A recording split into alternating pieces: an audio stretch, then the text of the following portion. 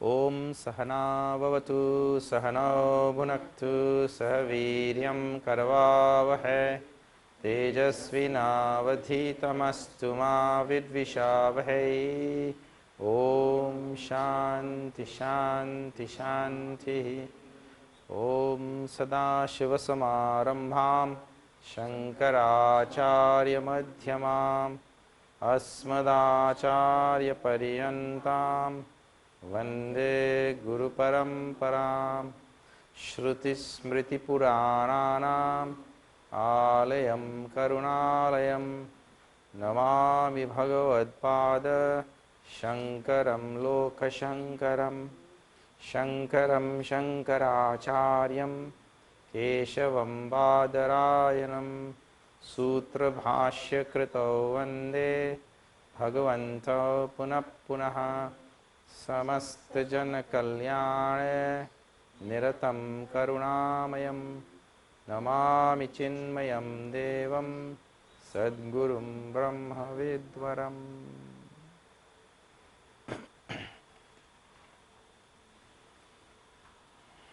Okay.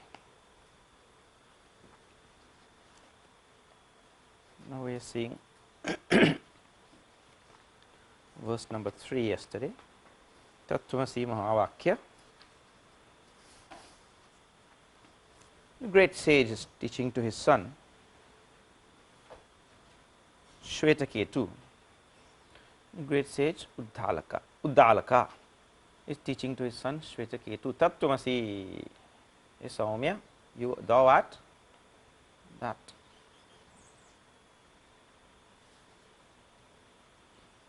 And Bhagavan Shankaracharya in this verse is said to be reinforcing that Tattvamasi Mahavakya. Number 3, let us chant again.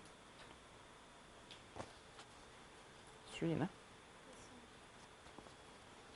Shashvanashvarameva Vishwamakhilam Nishchitya Vacha Guroho Nityam Brahma Nirantaram Vimrishata Nirvyaja Shantatmana Bhutam Bhavicha Dushkritam Pradahata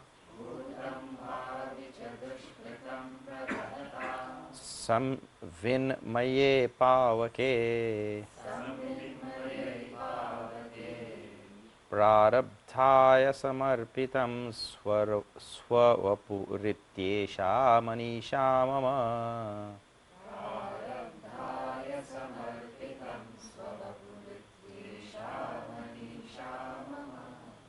So yesterday we saw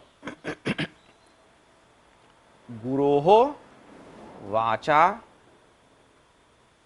Nishchitya Vimrishata Nirantaram Vimrishata. Nishchitya Vimrishata means having considered and having meditated, thought, reflected, pondered and all that on Guroho. Vacha means the words of the Guru, and that is how it is connected, because Upadesh, whatever words the Guru will call as Upadesh, and the Upadesh of the Guru is Tattvam Asi, thou art that. And so the student has to now sit, whenever Upadesh is given, the student has to do, so Upadesh at the time of being given is called as Shravanam for the student. He just listens. So he has to now sit and do Mananam. Mananam means you have to go on, he has to go and reflect on that. So considering what the Guru has said, well, and what he has said, Shashvan Nashwaram Eva Vishwamakhilam.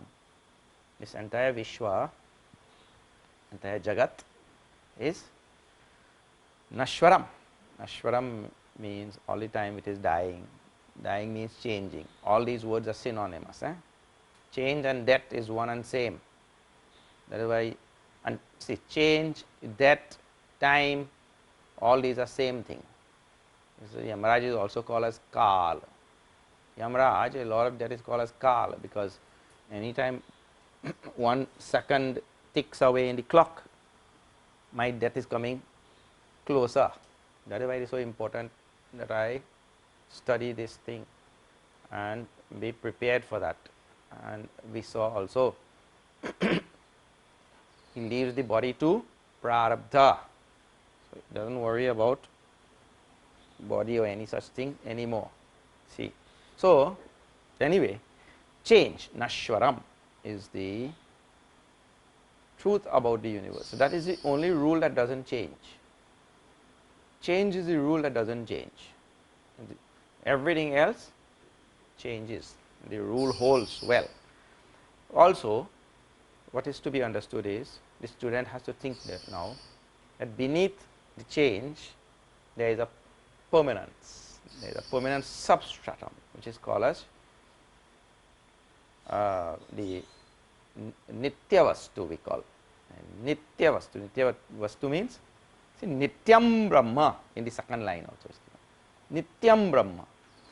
So now the Nitya Brahma word is introduced by the teacher to the student, Nitya Brahma. And whether this, we saw in the previous verse, whether this student starts thinking from his own standpoint or starts thinking from the standpoint of the Jagat outside, he will end up with this Nitya Brahma, this permanent substratum. Because the idea is no change can take place outside if there is not a changeless substratum. Then you will have to ask, upon what is the change taking place? Change has to have some substratum on which to take place. So if he starts outside like that with the changing universe, still he will end up with a changeless substratum. And if he starts with himself also,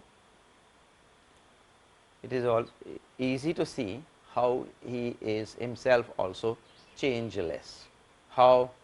See, the very simple logic you can also use. If I can see all my thoughts, see, if I can see all the cars passing on the street, that means to say I have to be standing still here. If I am passing in one of those cars, then I cannot see all the cars passing. So if I can see all the cars passing, that means to say I am still. In the very same way, if I can see all my thoughts coming and going, that means I am still. Now what is the size of stillness? See, those things I was telling yesterday, all these subtle things have no boundaries, isn't it? Stillness has boundaries or what? My stillness is this big and your stillness is that big, and some people's stillness is this big. You can say, if you start saying like that, people will think you are pagal. So those subtle things have no boundaries. If I find, if I can go inside and find my own stillness, find my own quietude or silence, then I will discover that the same stillness which is there behind this universe is the same stillness which is there behind me, that thing which is unchanging. All the thoughts and emotions and memories and ambitions and all things, they come and go, but deep down inside I am still quiet, unmoving, like that. So whether he starts outside or he starts inside, and he does this shedding and stripping away of the superficial layers of things, he will end up with the same Nitya Brahma, the eternal absolute reality, which neither comes nor goes, which neither grows nor slows or whatever. It neither gets more or gets less. So which is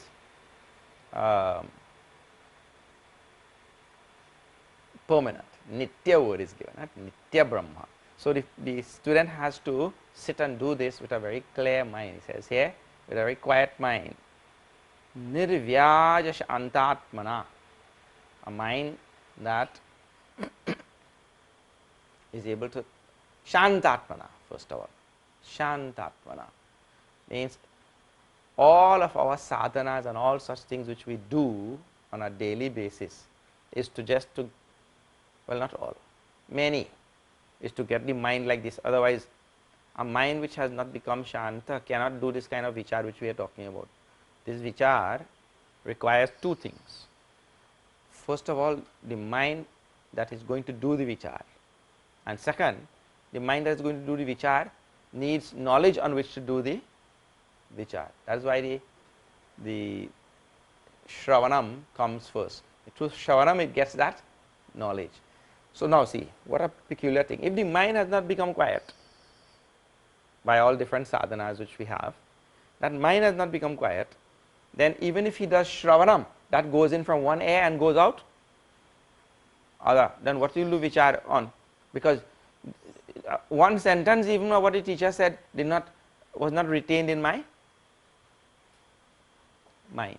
Second thing, students who do Shravanam, there are several types of students who do Shravanam. So one type of student who does that Shravanam, he understands very little of what that teacher says. Another type of student, he understands nothing of what that teacher says. Another type of student, he understands opposite of what that teacher says. He said like this, he understands that thing. Yes, all different types. And there is that one student who made his mind fit, so that when that teacher teaches that thing, he understands that thing as the teacher, yathavat it is called. Yathavat means as it is, or ayathavat, as it is not, he understands the opposite, that fellow. So different types of students are there. So we have to make sure that the mind is brought to a certain state where whatever the teacher teaches, the student understands that as it is. Now if he understands that thing, he is able to do vichar, he is able to sit and perform what is being said here. See, prashantatmana, with a prashantatma means that mind which has become quiet, and the mind which has heard from the teacher, tattvamasi.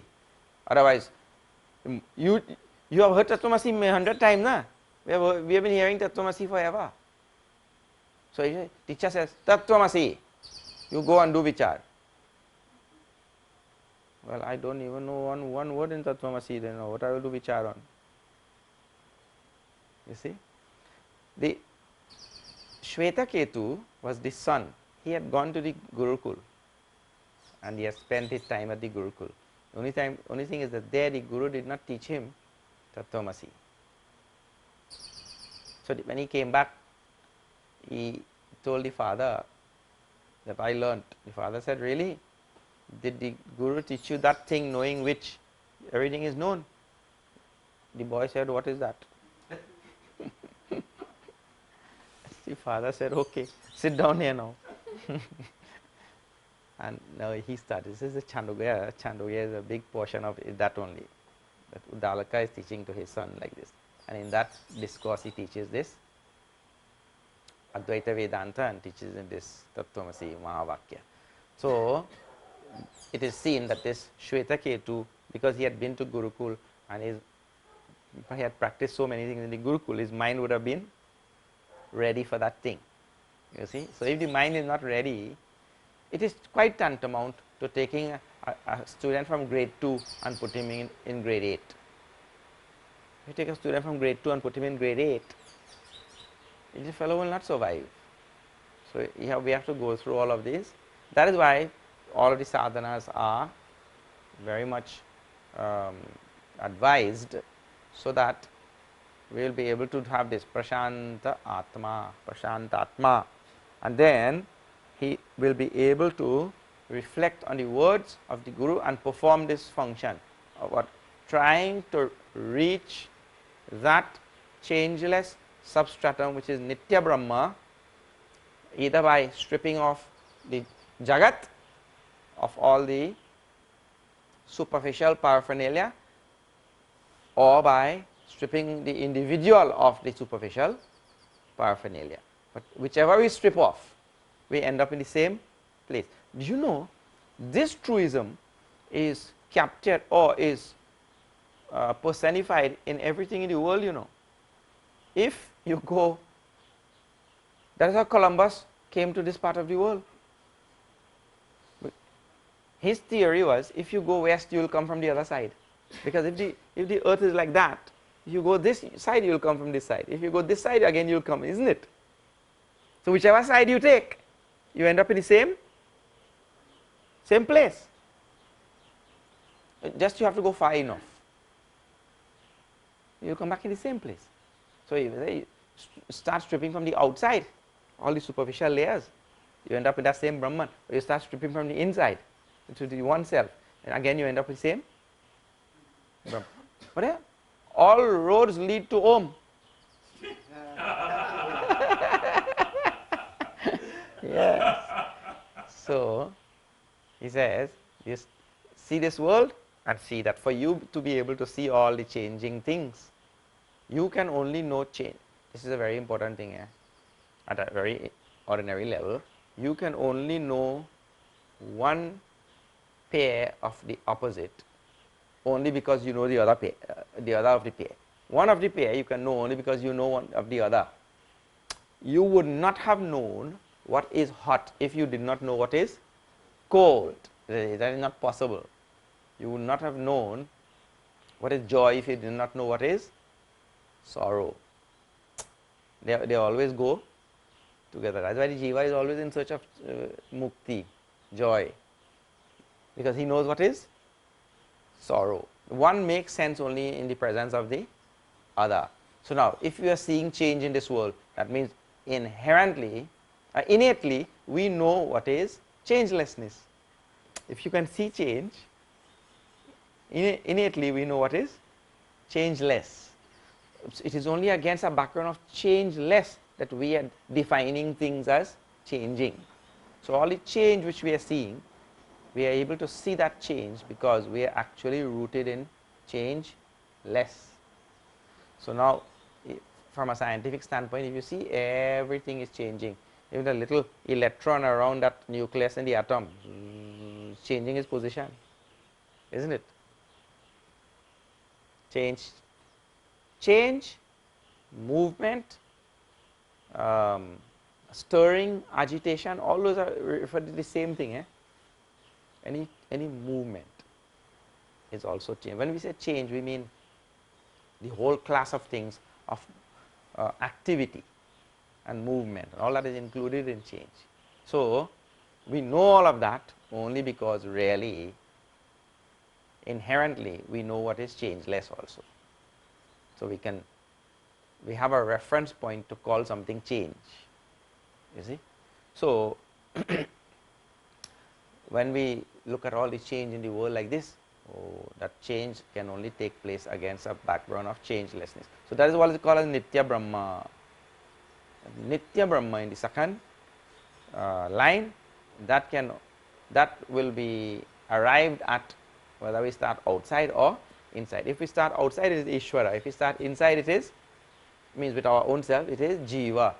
So in Tattvamasi Mahavakya, the Tat is Ishvara, the Tvam is Jiva, and Asi is, both of them are same.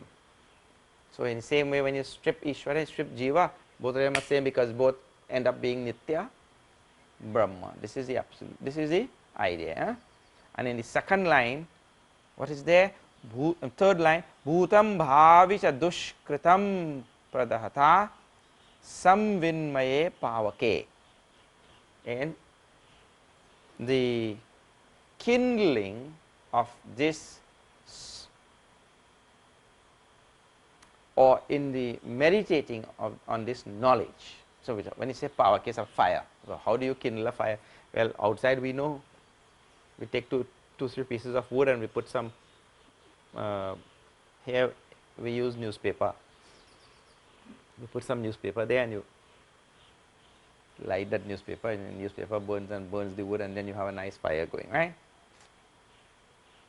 So, what power kind of fire consciousness of fire of consciousness? That means what? It means not only am I supposed to derive Nitya Brahma by reasoning. What do you mean derive? Derive means the Guru told Tattvamasi, thou art that. So, I strip myself of all the limited upadhis, and I strip Ishvara of all the upadhis, and I come to realize that Ishvara and Jiva are both Nitya Brahma, right? That is what we mean by derive. So, we come to the understanding, yes, Jiva and Ishvara, they are one. When we, like when we strip the drop of water and the ocean of their upadhis, both will end up as H2O, like that, right? So, that is called deriving this Brahma. But deriving is not enough. That is only mananam,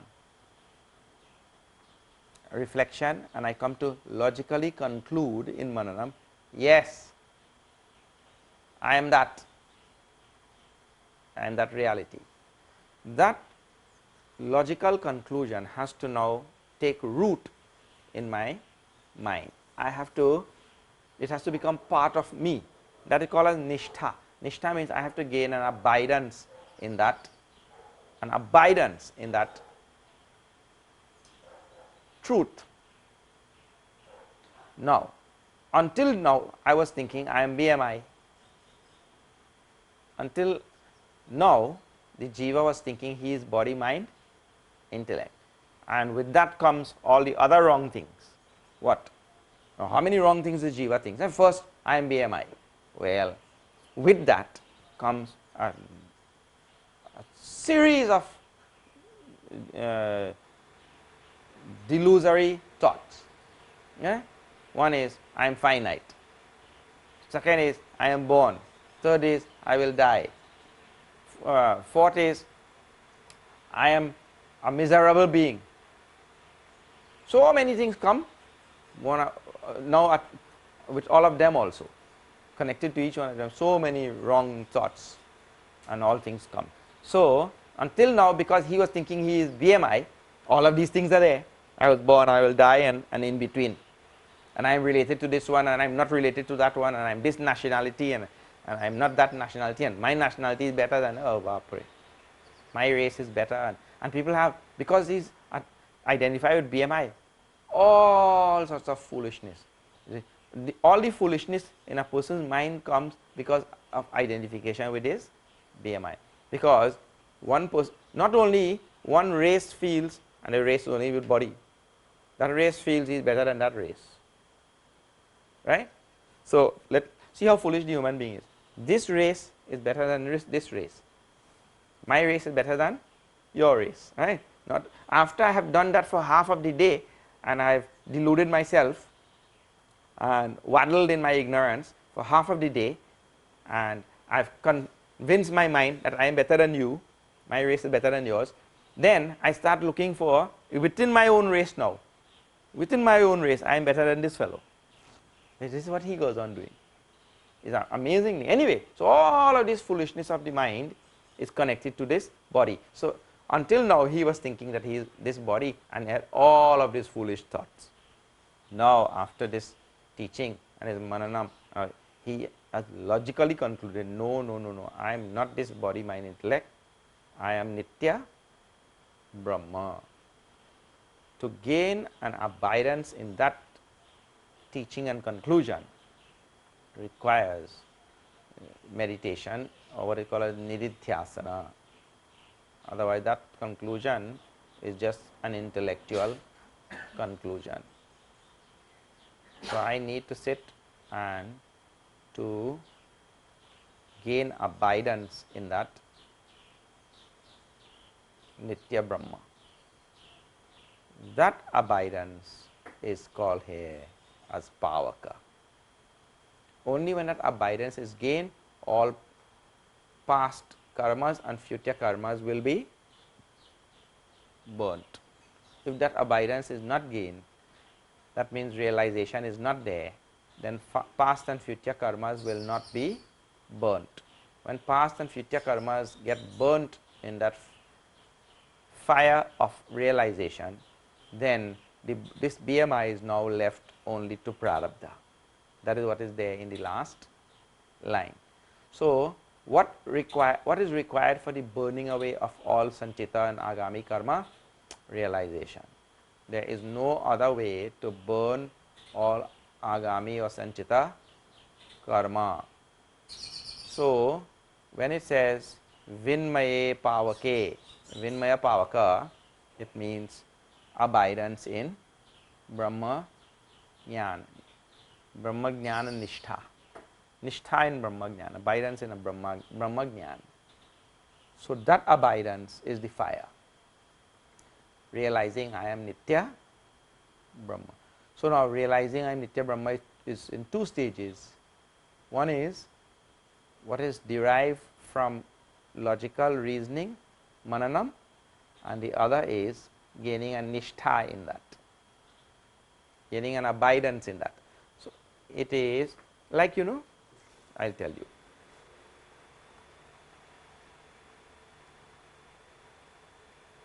In one of the movies, I do not know if you remember, but I remember because I saw when I was that. When you see something as a child, you remember, you know. That movie is Raja or Rank. In Raja or Rank, and there were many movies just like this which followed, Sita or Gita, Ram or Shyam and all. Raja or Rank. In the palace, the queen had twins, and the midwife took one of the baby and gave to somebody, and that baby ended up in the village and grew up to be a pauper. And here this in the palace, this boy grew up to be a prince. So, now that fellow is a prince also, but he brought up here there in the village. Well, of course, all the Hindi films are the same plot. Sooner or later they will they will meet there. So, Ranka, when he came here, he is a pauper, you know, beggar, this, that. When he came here, at that point when he found out, they told that you are a prince, you are not a pauper. So, now the knowledge comes to his mind, right? I mean, they will tell him a biological fact that you are a prince. But you think, so suppose you are in that situation, biological fact, when they reveal to him, that really does not change much very fast. It will take a long time for him to really, for that thing to sink in and start acting like a prince, correct or not? Because here, the other prince was there in the palace, he was being taught archery, he was being taught how to ride a horse, he was being taught so many things, how to have responsibility and command the soldiers, and so many things he was taught over here, how to rule a kingdom. He has been trained to rule a kingdom. And so, he has a commanding stature about himself, isn't it? Now, to this fellow is revealed a biological fact. The revelation of a biological fact does not suddenly make him like that fellow, isn't it? So, you can see where a piece of information which is true,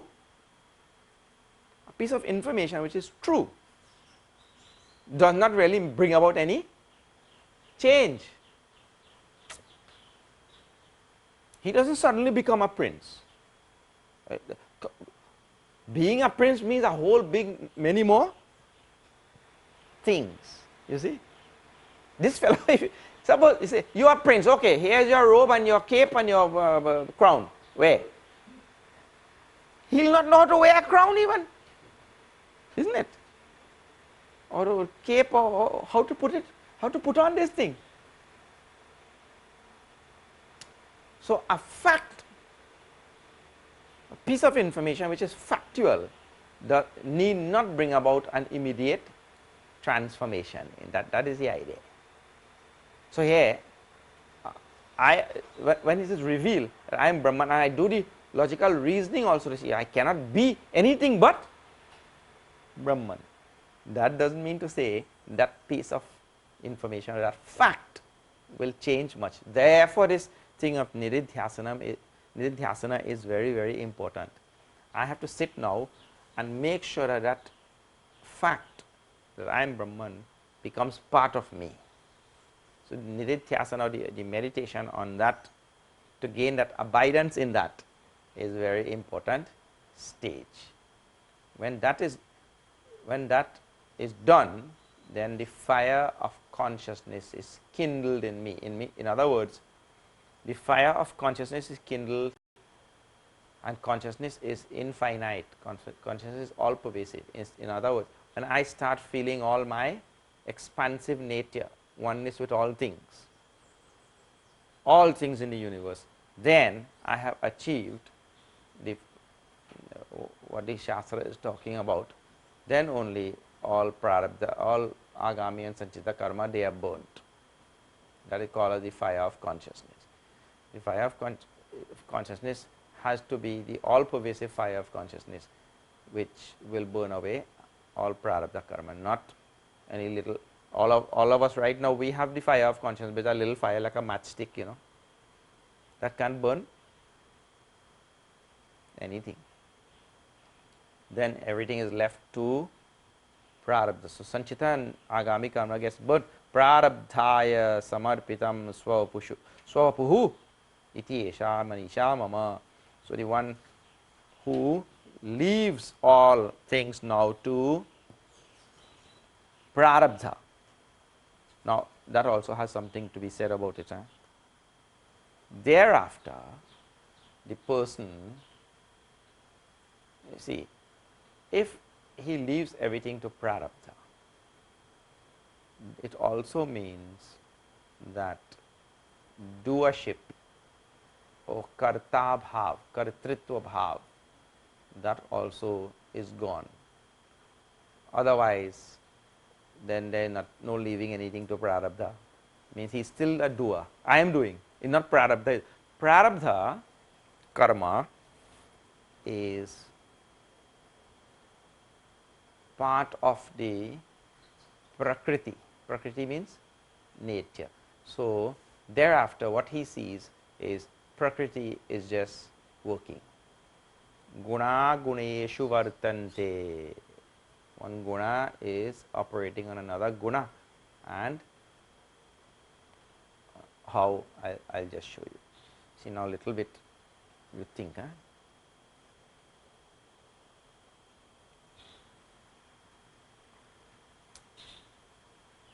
for that realized person, body, mind and intellect are still there. If one of the faculty is missing, he will not be able to function, isn't it? Everything is still there, but nobody could function without body, mind, intellect. So for the one who has realized his nitya brahmatvam, body, mind and intellect doesn't go anywhere, nothing goes anywhere, antakarana, everything is still there, nothing goes away. And if he used to like idli before, he still like idli. People feel something, realize soul, something happens, If he used to like idli and sambar, he still like idli and sambar. Suddenly, upon realization, he was South Indian liking idli and sambar, suddenly he became Bengali. Now he only likes mishri dahi. No such thing happens.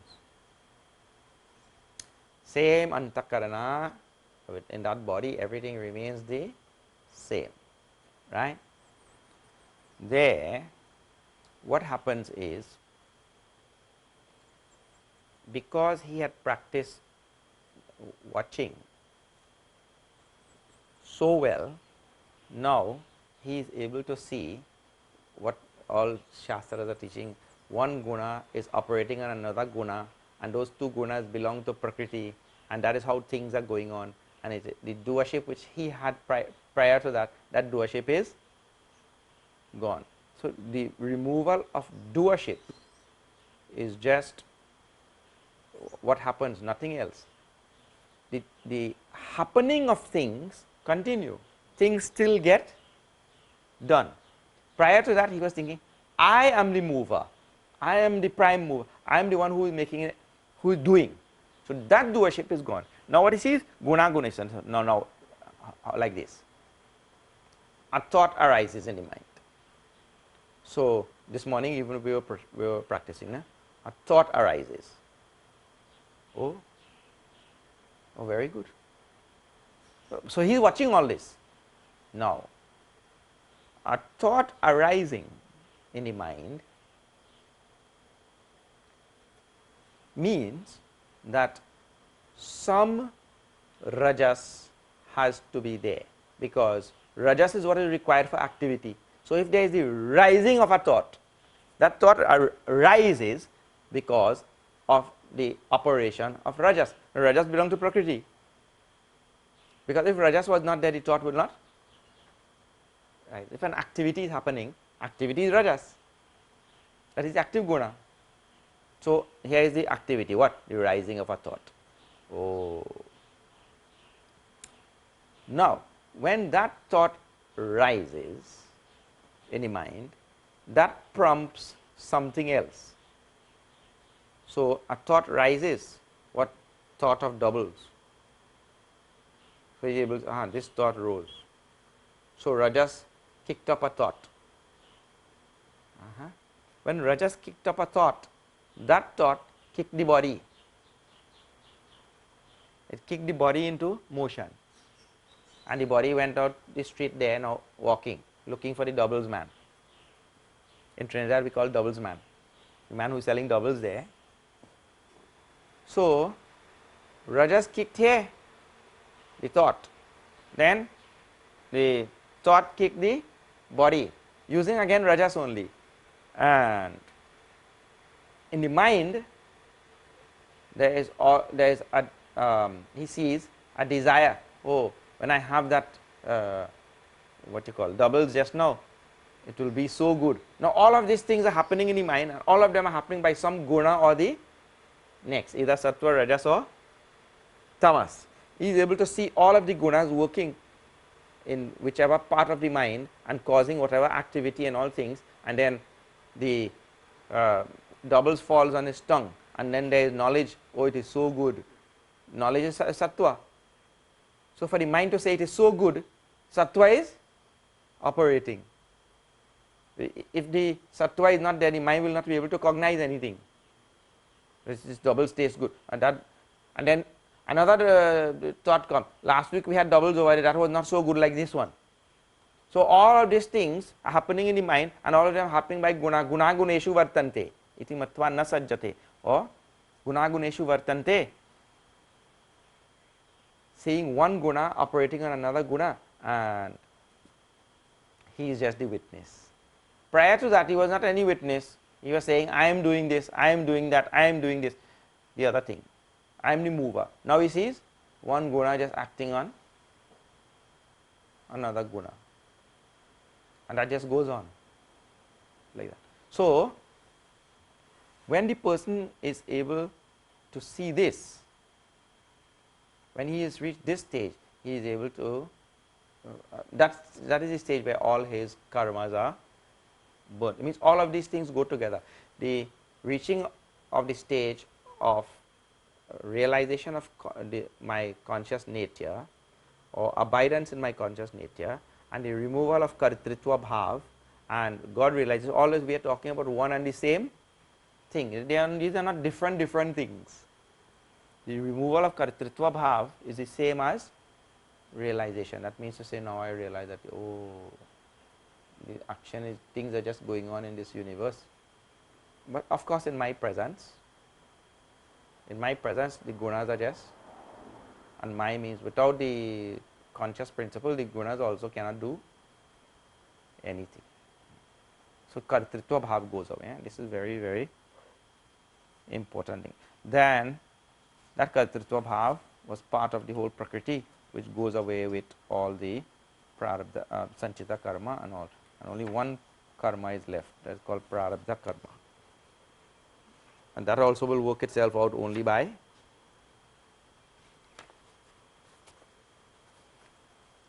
itself, does not need anything. Now, in the last Mahavakya, what is there?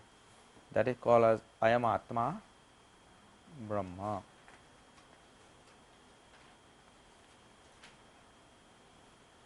Ayam Atma Brahma. This now will be number 4. Now you will chant this number 4 and we will see.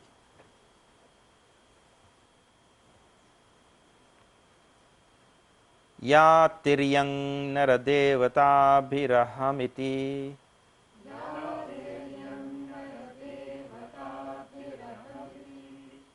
antasputha grihyate yadbhasa hridayakshadeha vishaya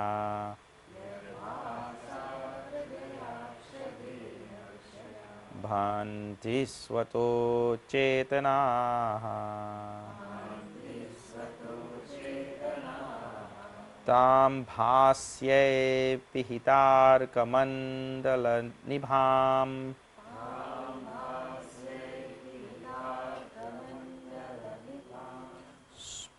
spurtim sada bhavayan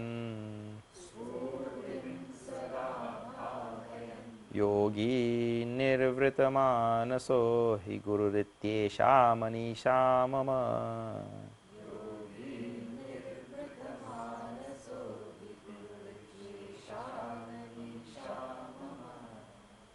Now you see in the first line there is ya.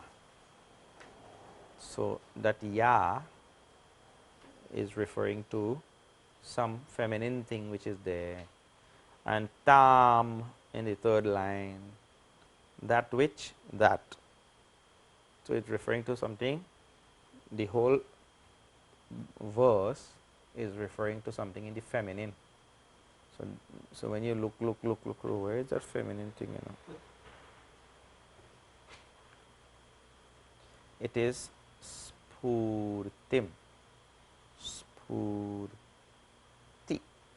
like mati, in the third line. So that which, or that thing which is able, or which makes everything shine, that thing which makes everything shine, that is what is referred to in the third line. So now that you have to keep as the subject of the whole, or the main theme of the whole verse, that thing which makes everything shine. Yes, spurtim. Now what is said about that which makes everything shine is consciousness. That is what is being referred to. Now ya tiryang, tiryang means animals. Tiryang means any creature with their spine like this, parallel to the ground. See, our spine is vertical. Anything with their spine parallel to the ground, see cows and dogs and all there, their spine is like this, parallel to the ground. So they are called tiryang. Ya tiryang, nara, man, human beings, devata bhi, all the gods and divine beings and all. Antasphuta grihyate, tiryang nara deva bhi aham iti antasphuta deva grihyate. That is a very, very nice line. What do you mean? See, all these creatures, whether it is a little dog or nara, human being who stand up like this, or the devatas, everybody has this feeling of I, aham. All creatures have this feeling of I. and it is a feeling of self-consciousness, self-awareness. And therefore, if you go next to an ant and you do like that,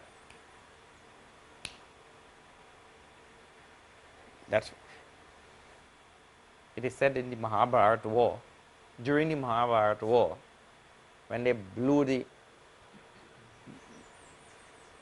conches and the tabors and played the kettle drum and all that, and all the sounds came, and there was such an uproar. That time, Ved Vyasji was running across to get out of the way, because he is Rishi, you know, what Rishi has to do on battlefield, let these people fight. So he is getting out of the way, he was running. While he was running across the field, getting out of the way, he saw a spider running out. So being a sage, he could talk to the spider, you know. So Ved Vyas told the spider, you see, I am Ved Vyas, you know. And in fact, just now Bhagavan will start speaking, I have to run there fast, so I will have to write down the Gita. But you little spider, where you running? Where you going? If you die, what will happen? If the sage dies, posterity will not get Gita. Where you running? That spider said, what do you think? Because you are a sage, you alone are important. I also have little babies whom I am going to take care of them, you know. So the sage, that opened the eyes of the sage, you know. Oh, some story. But the idea is, even that little spider has a sense of, consciousness, I. There's I, and also, and the story of course has many messages, but one of them is this, right? He also has a sense of self-consciousness. This is me. And every little ant, if you do like that, he gets scared and runs away, isn't it? Because he is trying to preserve himself. That shows that an ant, a little bug, anything, they all have a sense of I. Ahamiti anta. And that sense of I is puta grihyate. What a nice phrase. Clearly and distinctly, every creature has this sense of I, and totally separate and distinct and clearly demarcated from you. So there is no mistake about, I may not know, I may not be clear whether you exist, but I am very clear that you may be a figment of my imagination. Because if I am a hallucinator, I may hallucinate and make up this and make up that, but my existence as a hallucinator is unquestionable. My existence comes first, all other things are doubtful. See, suppose I am dreaming right now, because I could be dreaming this, right? Suppose I am dreaming, it means whatever I am dreaming will all be unreal. But the dreamer cannot be unreal, because there has to be somebody to be dreaming, isn't it? So I am also, my existence is undoubtedly there in my mind. I know that I exist. I may not be sure about other things, but I know. And let me tell you something. The fact that I am unsure that you exist, that proves my existence.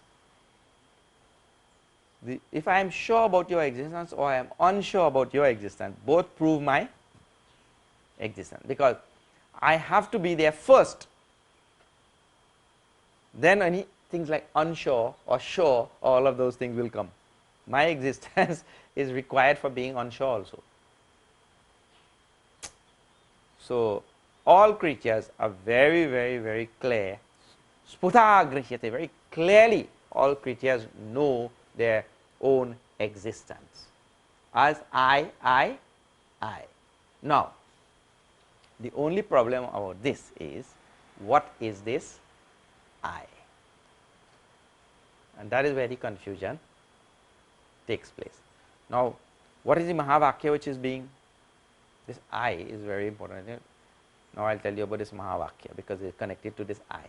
The Mahavakya from the, now this will be Mandukya of Atharva Veda. The Mahavakya is Ayam Atma Brahma. Ayam Atma Brahma. This Ayam Atma Brahma has three Ayam, Atma and Brahma. I mean, this Atma is Brahma. Now, which Atma is being spoken about?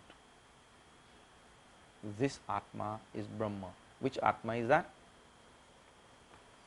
It is the Atma or the true self, which is now understood at different levels. And therefore, the Shastras also call this body as Atma, calls the mind as Atma, and calls the Atma as Atma. Because the Atma is what is existing at different levels. And same Atma is nothing but the mind, and same Atma is nothing but the body. Now, that thing will require a little bit of doing. And this Atma word has taken on so many meanings that people are really confused like anything. Because sometimes if the Atma is referring to the inner self, then that is achalam, it does not move anywhere. And then when people die, they say the Atma has, so if it has gone, it moved. So the Atma, inner self, is achalam. Then how you are saying that it went? So you can see there, and there's those occasions the word Atma is being used for something else. So like that, the word Atma. So I am Atma, Brahma. This Atma is Brahma. So which Atma is being spoken about, and all about this word Atma. Now we will see in our next class, and we will see this, which is called here as Aham in the first line. Okay. Om Purnamada Purnamidam Purnat Purnamudachyate Purnasya Purnamadaya Purnameva Vashishyate. Om Shanti Shanti Shanti. Hari Om Shri Gurubhyo Namah. Hari.